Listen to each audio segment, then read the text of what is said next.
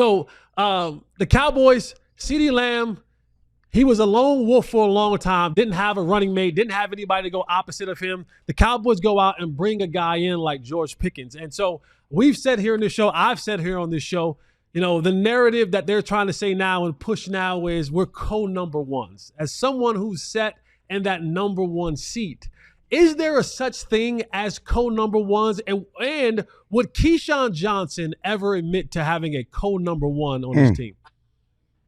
Well, first of all, I'm not opinionated, so we need to stop that. I just have real thoughts. So I want to let you know, don't push that narrative out there, because what you've been doing, you've been reading the newspapers and the internet for too long and hadn't had an opportunity to see me personally or interview me personally. But I'm not opinionated. All I am is matter of fact. That's it. So let's move on from that. But does the matter of fact come from the opinions that circulate in your mind? No, it comes from the opinions of those that never met me, don't know me, and never had an opportunity to sit down and talk to me. That's why I always jump on people when they start saying things like, "Oh, he's opinionated. Oh, he's a outspoken diva wide receiver." It ain't just you; it's all of them, including that dude sitting in the middle with that purple on. Throw me the damn ball. Answer the question. I'm about to get there. It all depends on how you want to perceive the individual coming into the locker room, right? Every team I've ever been on, I was the number one wide receiver, except in Carolina, because I came to Steve Smith opposed to Steve Smith coming to me. But at the end of the day, I just did whatever they asked me to do. It didn't really matter. I could certainly understand CeeDee Lamb's point of view with a guy like George Pickens, is you want to be a veteran like that and put your arms around him and make him comfortable. You don't want him feeling like everything is going through CeeDee Lamb, even though everything is going through CeeDee Lamb. That's just the pecking order. That's the money. The money speaks and says, hey, he's our number one guy. We like you. And when he's doubled or he falls down or somebody holds him at the line of scrimmage, you're our number two guy that we're going to go to. From time to time, we'll move you around, put you in certain positions when we know they're going to try to take CD away. So therefore, you may be the number one option in this particular game. But CeeDee Lamb is the number one option. That's I am glad I got you on there, because history matters. Experience matters. We can go back. Because I know there was a time when you came to a team where they had a number one receiver who wore 88. Everybody didn't, people talking about when you got a new coach, everybody's going to buy in. And there's one guy that didn't buy in to Bill Parcells. I didn't play with Michael. I know. You played with another 88. They don't count. You played with another 88. They don't count Antonio Brown as in the 88. You know Antonio Brown was 88. Oh, he was. See, they don't even count him in the 88. And what happened when Antonio Brown didn't buy into Bill Parcells? Because people that think everybody bought into Bill Parcells. What happened when Antonio Brown didn't buy into Bill Parcells bringing his boy Keyshawn in here? Tell the people what happened. Go the whole story before you call me on the phone from practice. But Clarence, he wasn't the one. He just wasn't. He wasn't the one. He might have been Dallas's one prior to my arrival, but he wasn't. Tell us what happened. I ain't asked you tonight. Well, he didn't necessarily like the way things was unfolding in practice. Because I came in and as a veteran player that knows what to do, I ain't running up and down no damn field and ain't getting no football in practice. It's not happening. So I would go in only when they throw the ball to the X or the Z or to me. Right, exactly. And Antonio Brown was Antonio Bryant was running up and down the field, frustrated because whenever I would go in, they throw the ball to me. I'd come out, he'd go in, he'd clear it out for somebody else. So he got mad and got into an argument with the coaching staff, basically, and took off his jersey and threw it in Parcells' face. And at that point, I told him, I said, man, your Dallas career over with, buddy. And he was traded a day or two later. I certainly could understand his frustrations based on his thought process.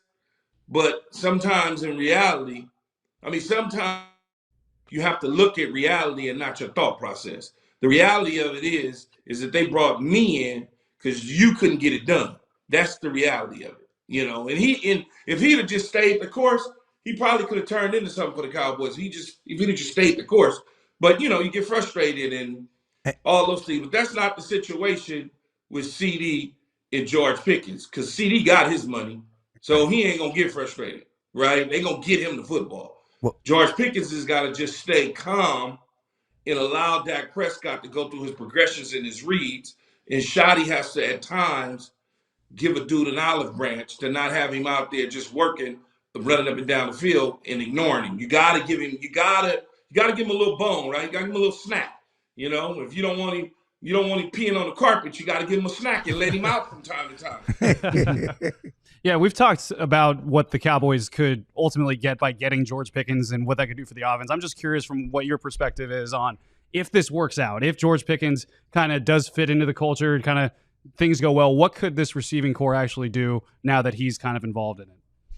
I think they're certainly one of the 5 or 6 duels in the league, right? Just based on George Pickens. I think last year Pickens probably had about 900-something yards, about 50-some-odd, 60 catches, you know, a couple touchdowns, only played in 14 games, not even 17 games. So if you calculate and do the math on those numbers, plus what CeeDee Lamb was able to do in the limited time that he played last year, both of them will be over 1,000 yards. Both will probably be over 70-plus catches. Both of them will probably be into over and above 5 touchdowns or so. If you can get that, you just go back to what Amari Cooper was able to do. I think it was in 2016-17 when he arrived via the trade through the Oakland Raiders. All of a sudden, third down percentage on the offensive side, and Dak Prescott became a different quarterback. It rose. And so I think add George Pickens, and like you said earlier at the top, CeeDee Lamb kind of been the lone ranger for like the last 3 years out there so by himself, although he got some things from a couple other receivers, but not nearly what George Pickens is going to bring to the table. So I think the offense could still be lethal in terms of the passing game. Keyshawn, you've been on a couple of different teams, and one of the things that we've talked about a lot since Brian Schottenheimer has gotten hired here is his ability or his willingness to want to bring a certain type of culture to Dallas.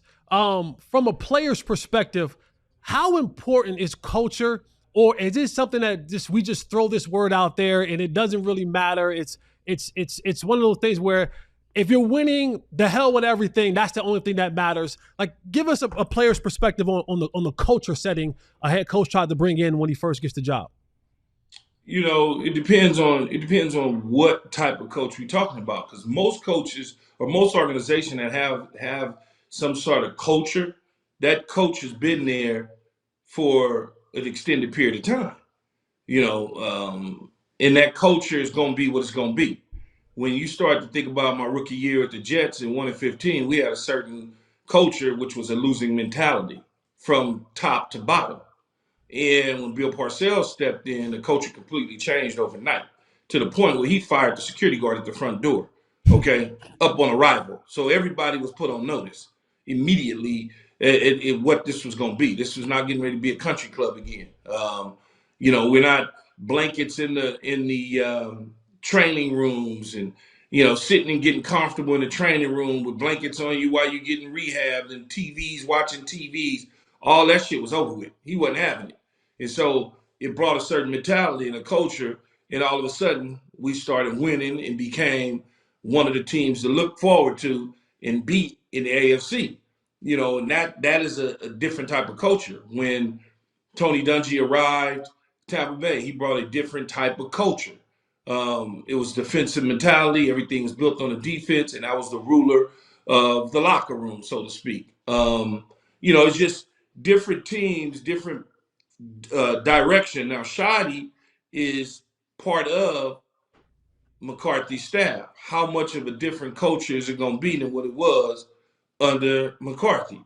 Because if I've been under McCarthy for however long I was under him, there's certain things that I'm already accustomed to. And if I try to change certain things and try to do certain things that people haven't seen me do in the past, that can run afoul. It can be dangerous in terms of all of a sudden I'm put you on lockdown every day. It's like, man, what the hell wrong with you? So it's just gonna take a minute for them to win some games and for him to be successful as a coach, for people to really start buying in. They ain't gonna buy in immediately. It's just not gonna happen. I don't care what nobody try to tell you, because he got to win. He's a lifer as an assistant coach. We know him as an assistant. We don't know him as a successful head coach. One question before we get out of here. The goal is to win the Super Bowl. You're talking about winning, okay? What you've seen the Cowboys do this offseason, certainly you've chronicled and watched the Cowboys since you were a player, and certainly doing all your shows on Fox and ESPN and everything else. You've analyzed this league. Have they done enough to get over the hump, and what do they still need to do? Because it's all about winning Super Bowls. It ain't about getting to the second round.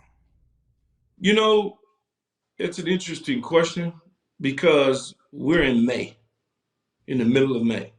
There's no way we're ever going to be able to tell that the Cowboys are going to be able to compete in the Super Bowl, let alone in the NFC East. We can't tell that today.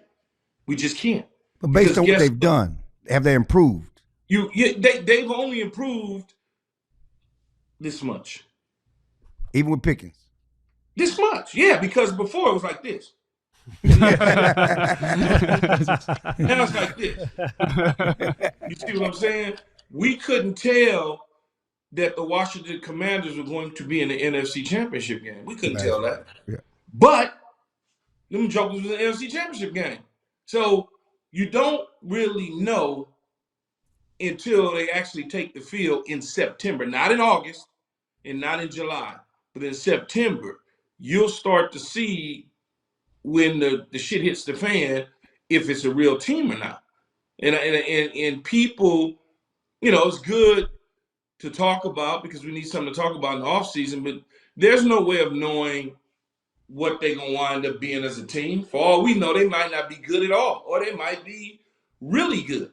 You just don't know.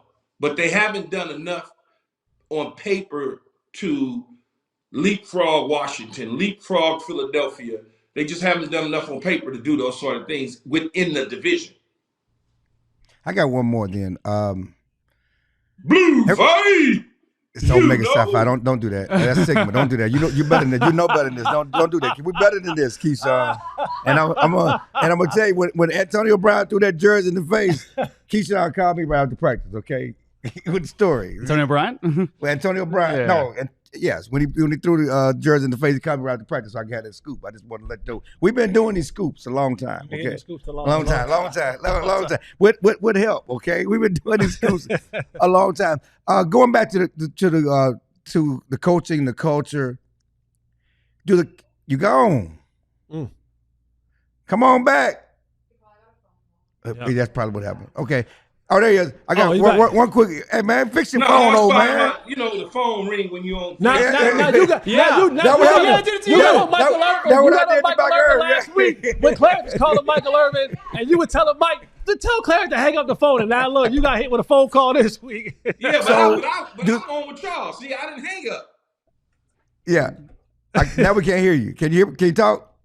Yeah, can you hear me? Yeah, we got him. Okay, one quick question. The discipline. Do the Cowboys, who have been an undisciplined team, penalties, do they need a player's coach? Do they need a friend that's going to build a coach and go to lunch with you? Or do they need somebody like Parcells? I mean, does this team, because Mike McCarthy was not a disciplinarian, Jason Garrett is the one, and now you got another guy who wants to hug you rather than hold you accountable with some stern and tough love. Do they need is that going to get them over the hump? You need a combination of both. It's okay to be stern and give tough love. It's okay to do those things and coach your team to be disciplined. As stern as Bill was cool as shit. Right. Like he was, you know what I'm saying? You do what you're supposed to do. And you good. You just got to do what you're supposed to do. And that's all good coaches. You know what I'm saying? Dungy's family first. In the office at 8 a.m., out of that bitch by 6 p.m. Not all day, not all night, but his teams was disciplined. And he wasn't a dictator and all that. He was just nice as can be. and he won and was successful, and he's in the Hall of Fame for doing it that way. Everybody skins a cat differently, man. It ain't one way. It's just, am I gonna believe in Schottenheimer as the head coach in September? Not in July, not in March and May, and I'm talking about in September when the bullets go to flying and the lights come on and the crowd is screaming. Am I gonna believe when I look in his eyes that he's the man that's gonna get me to the promised land where I want to go? That's kind of the way you got to see it. You know, everybody I know, we all wanted Deion to be the coach and get the opportunity. And I think at some point in time, he probably will in the NFL. But for whatever reason, Jerry and them decided to do something different and go in a different direction. Look, if there's a reason, there's only one team that win the Super Bowl every single year. There is a reason for it, because they got the right coach and the right players.